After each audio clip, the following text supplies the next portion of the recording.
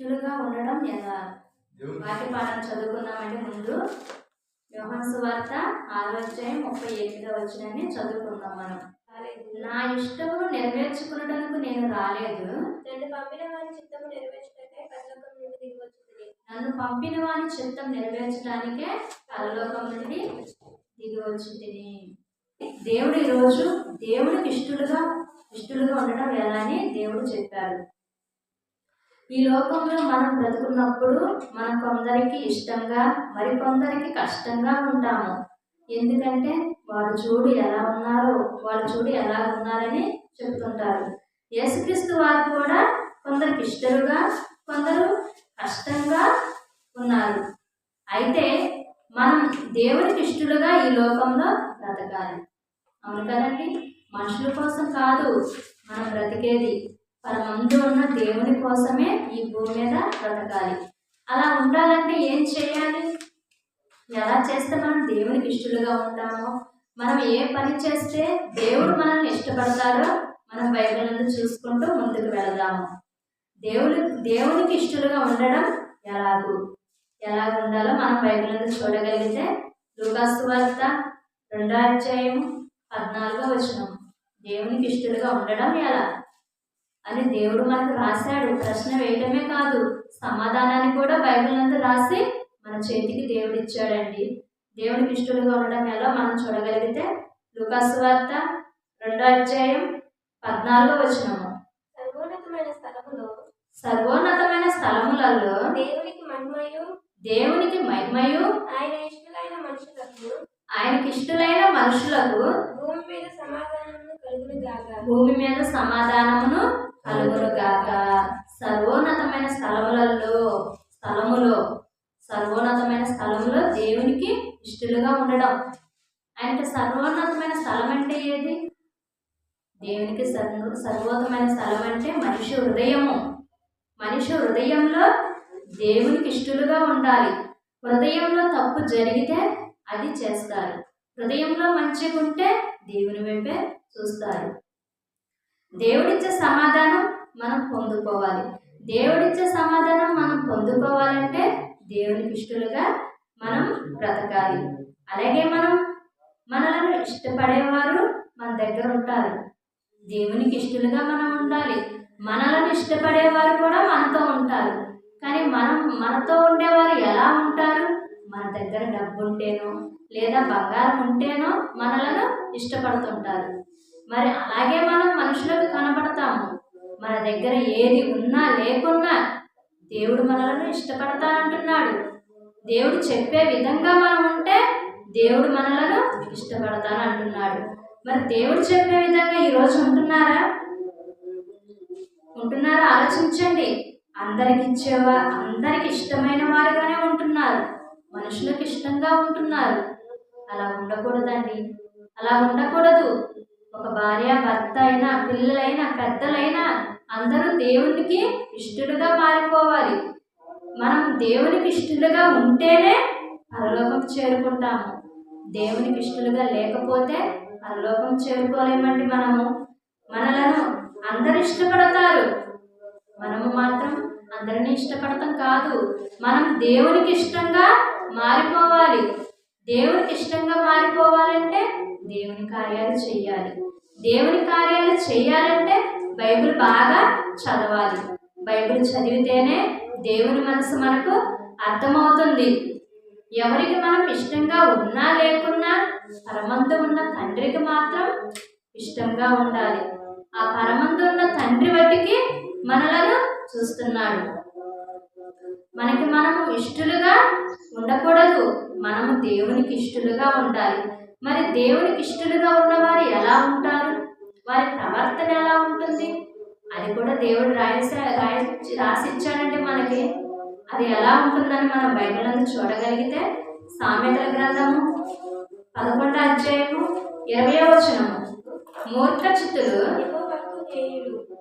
మూర్ఖ చిత్తులు యెహోవాకు హేయులు, యథార్థంగా ప్రవర్తించువారు ఆయనకి ఇష్టలు. చూడండి ప్రియమైన దేవుని పిల్లలారా, దేవుడు ఏమంటున్నాడండి? మూర్ఖ చిత్తులు, మూర్ఖంగా ఉండేవారు, మూర్ఖపు పనులు చేసేవారంటే దేవునికి హేయులు అంటే వారు దేవునికి ఇష్టం లేదు, నాకు హేయంగా ఉన్నారు, వారు నా పిల్లలు కాదు అని దేవుడు చెబుతున్నాడండి. మరి దేవునికి ఇష్టలుగా ఉన్నవారు ఎలా ఉంటారు? యథార్థముగా, వారి ప్రవర్తన యథార్థంగా ఉంటుంది. అటువంటి వారే దేవునికి ఇష్టలుగా ఉంటారు. కనుక ప్రతి ఒక్కరూ దేవునికి ఇష్టలుగా ఉండాలి. దేవునికి ఇష్టలుగా ఉండాలనే దేవుడు మనల్ని ఎలా పుట్టించానన్నాడండి? ఎలా పుట్టించానంటున్నాడో కూడా బైబిల్ అంతా రాయించాడు.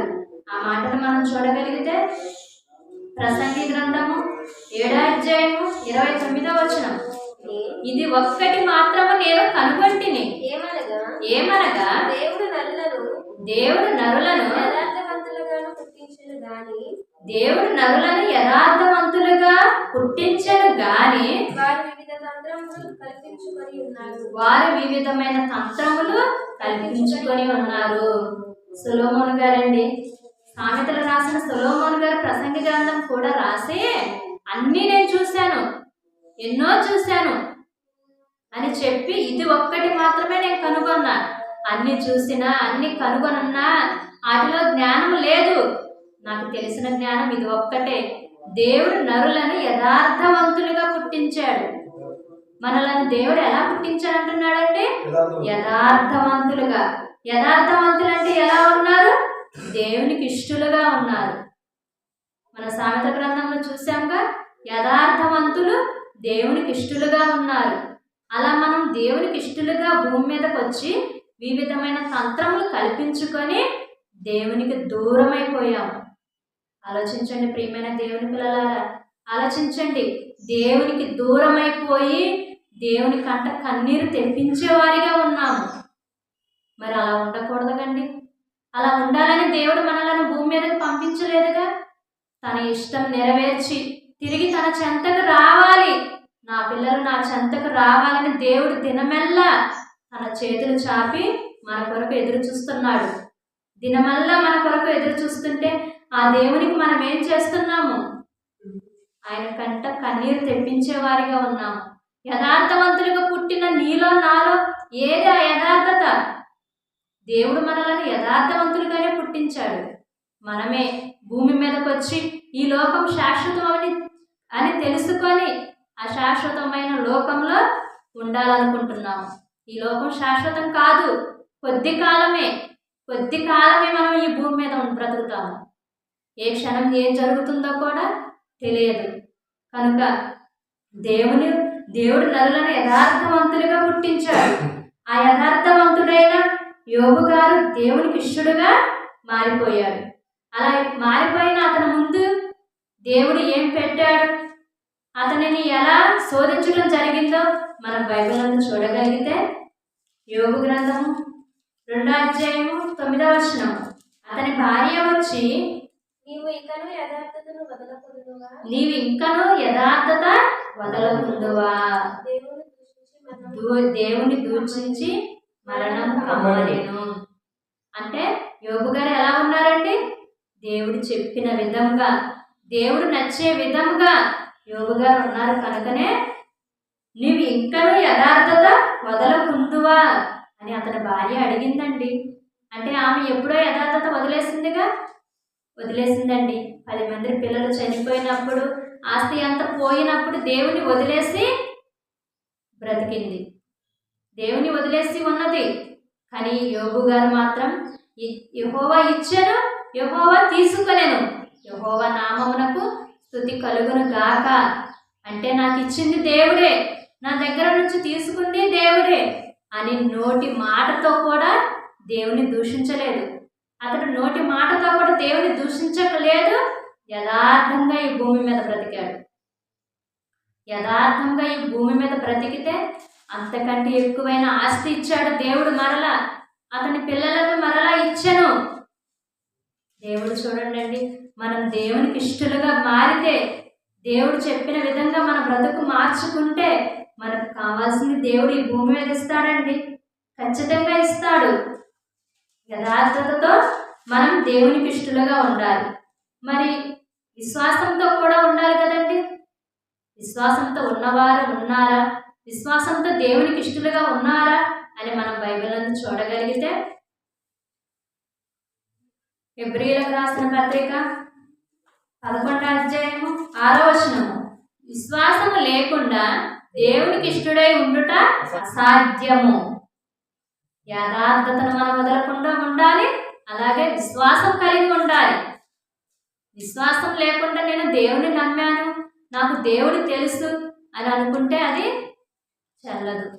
అది దేవునికి అవసరం లేదు. విశ్వాసంతో, నమ్మకంతో మనం ఉండాలి. విశ్వాసం లేకుండా దేవునికి ఇష్టడుగా ఉండలేరు. కనుక యథార్థతను మనం వదలుకోకుండా ఉండాలి, విశ్వాసం కలిగి ఉండాలి.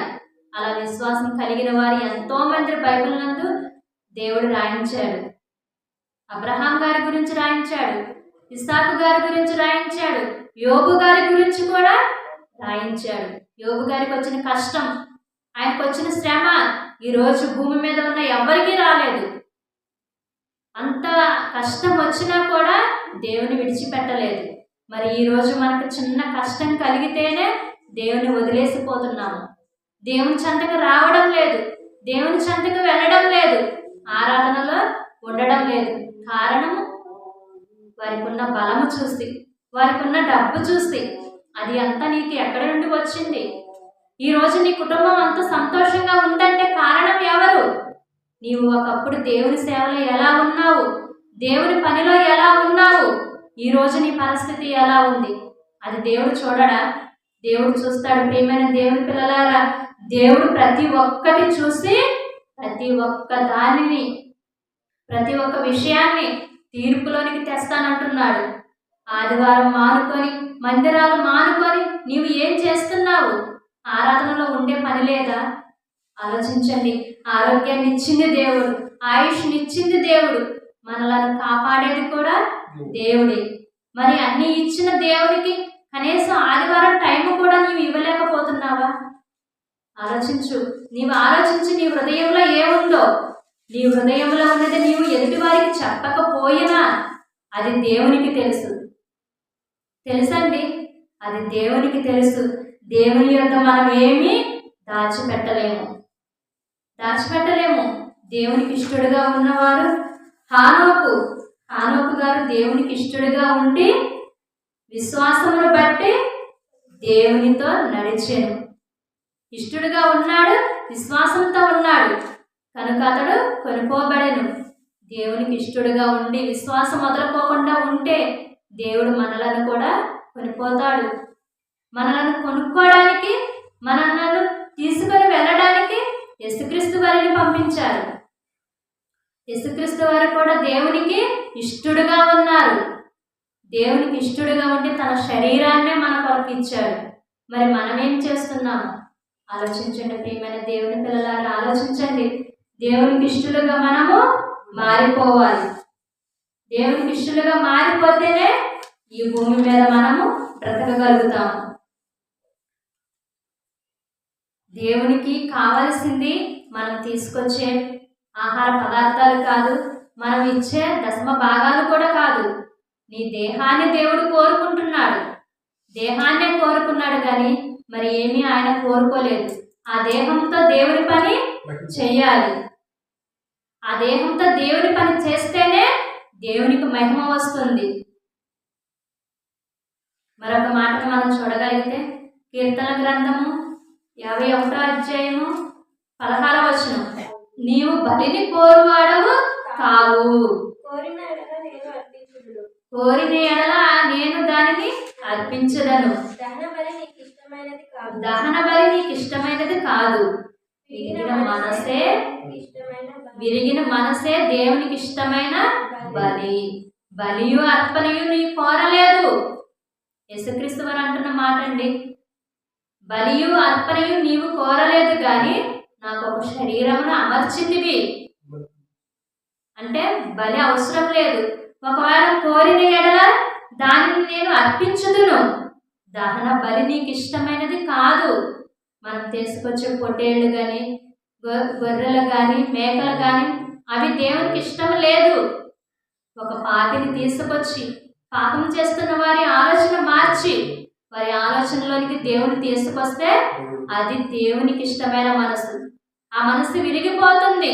విరిగి నలిగిన మనసునే దేవుడు కోరుకుంటానంటున్నాడు.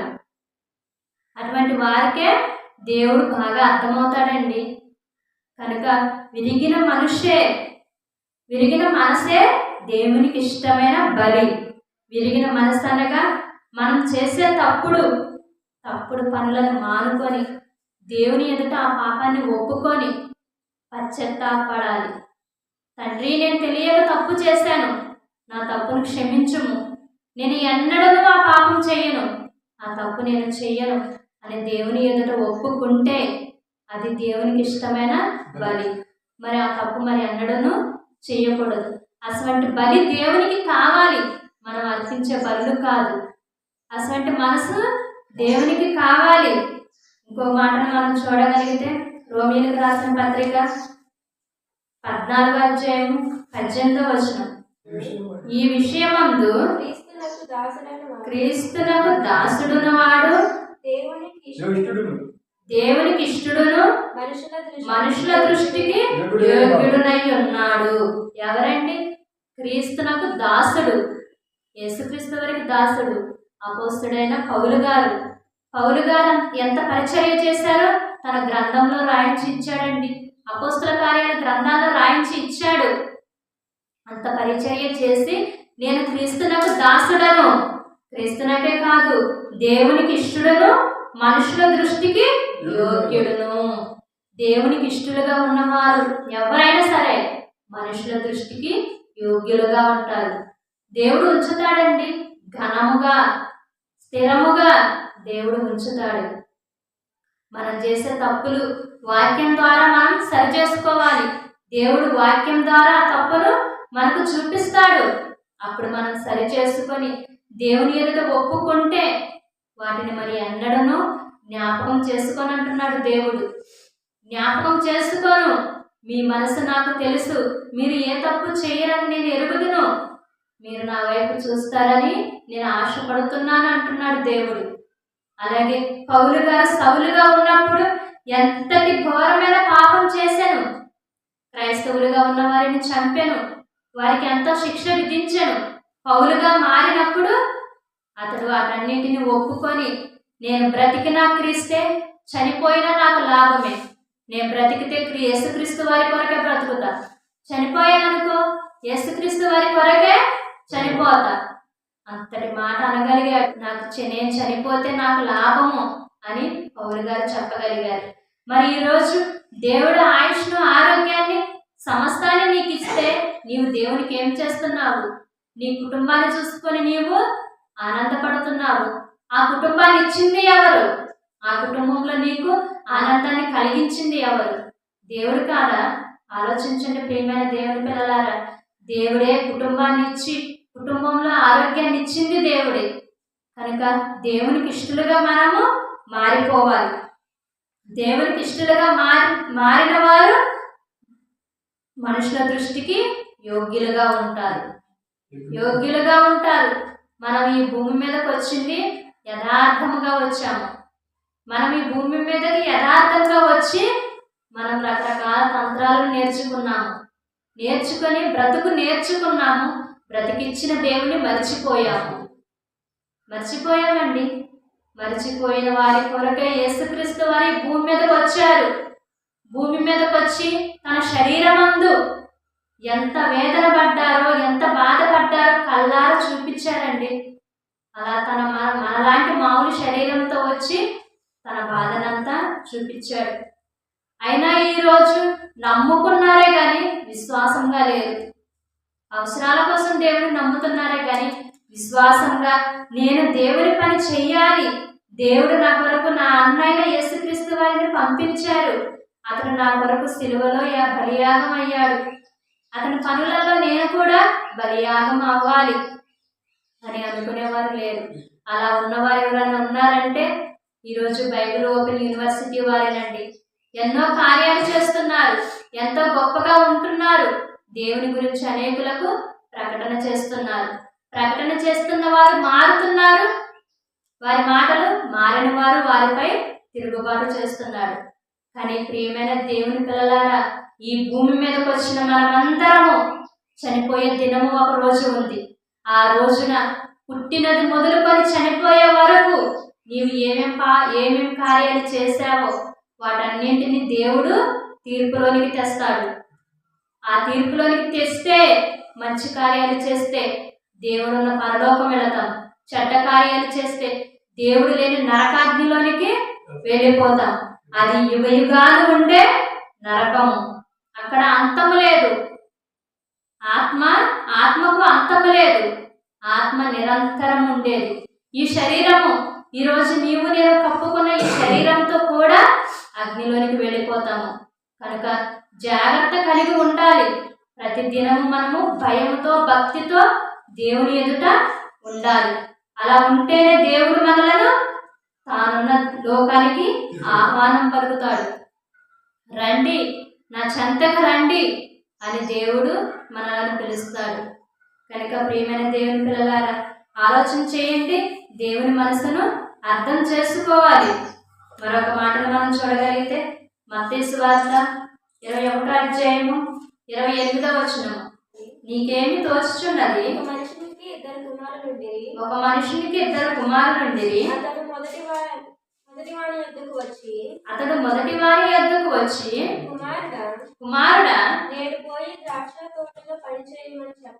నేడు నీవు పోయి ద్రాక్ష తోటలో పని చేయమని చెప్పగా వాడు పోను అని ఉత్తరమిచ్చెను. కానీ అతడు పిమ్మట మనసు మార్చుకొని పోయెను. అలాగనే రెండో కుమారునికి కూడా ఇదే మాట చెప్పాడు.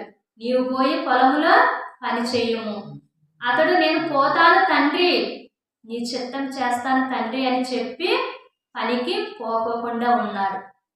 చూడండి, ఒక మనుషునికి ఇద్దరు కుమారులు ఉంటేనే అందులో ఒక కుమారుడు పోను అని చెప్పి తన మనసు మార్చుకొని పని చేశాడు.